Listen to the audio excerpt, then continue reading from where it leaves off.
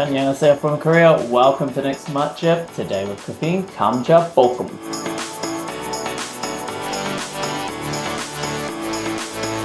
Kamja are these potatoes. In Korean, Kamja is potato. And Bokkeum is like stir fry or frying something up in a pan. So Kamja Bokkeum, stir-fried potatoes. In this case, we slice them up thin. You get some of these. We add that to it, some onion, and you make a delicious side dish that uses fried blanched potatoes. So easy, anyone can do it, and if you're interested in Korean side dishes, it's a great one to start with. Let's begin. Is this too many potatoes? Maybe. You could probably use one or two fewer potatoes than I'm going to use. That being said, it still works out perfectly. This is an easily adjustable dish. Now I'm using this grater. I'm cooking this for my wife. She loves this dish and she wanted me to use the grater because she likes the very thin way it does it.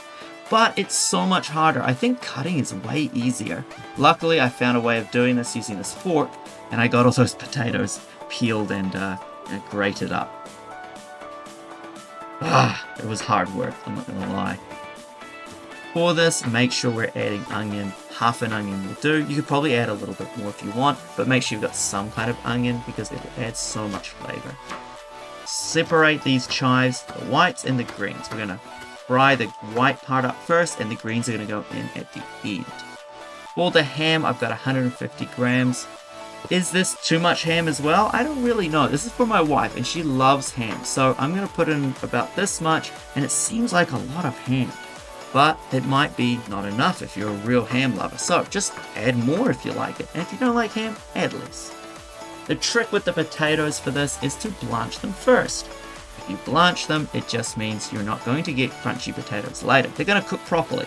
So 2 minutes should be enough. Drain them and set them aside. Any longer, they're going to get mushy. Throw in our onions and our chives with a bit of oil and give it a nice mix.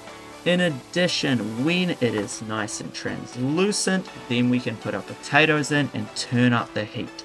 We want to fry these potatoes. So get it going. Season with a bit of salt and oyster sauce. That'll get the best flavor to these potatoes. And you can always add a little bit more. Just taste it later on. Get it frying first and then taste and add some more of both of those later on in the dish if you need it. For this dish, the trick is to cook it as much as you like.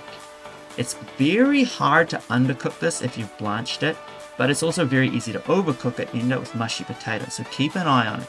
Best way to do that is to turn up the heat if you want to really get a good fry on, and that'll help crisp everything up, as well as crisping up the ham and releasing some of the ham sort of fat that will mix with the potatoes and make it really sort of nice.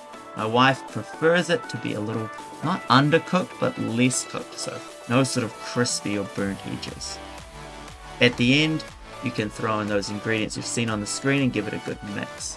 This is a good time to taste it and make sure that everything is good, it's not too salty, and then give it a nice mix. And remember, the ham is quite salty, so you don't need to add a lot of salt.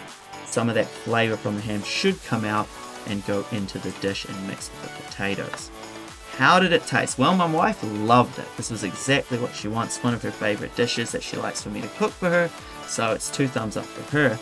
In addition, I'm gonna taste it. I'm not a big fan of ham, but I liked it. Maybe it's because I cooked it. Even though I don't prefer this dish, when you cook it yourself, it's just so much better. Alright, hope you enjoyed the video. I'm going to quietly eat this because my wife's asleep. See ya!